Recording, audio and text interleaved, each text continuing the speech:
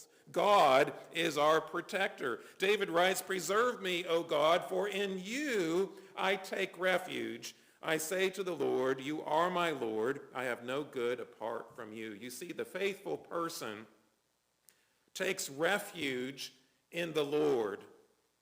In other words, where does he go when times are difficult? Where does he go when he's afraid of things that life brings? Where does he go when he doesn't know what's going to happen next? He goes to the Lord. This is capital L-O-R-D. In this first verse, it's a reminder, he says, "In you, O God, I take refuge." And then he says to the Lord, this is that word for Yahweh or Jehovah, the God of the promise, the God of the covenant to his people. He says, "Preserve me."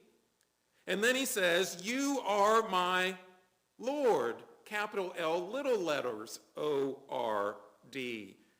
You see, the faithful who stake their refuge in the Lord also stake their lives on the Lord. And they do it in these two ways. First of all, they say, "You are my Lord." They acknowledge him as Lord.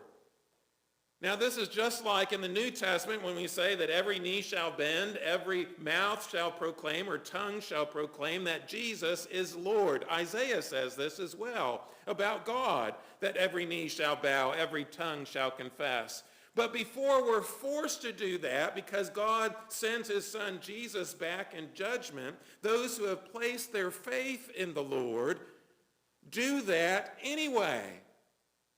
We turn to the triune God, Father, Son, and Spirit, the Lord, and we tell him we are submitting to him as master.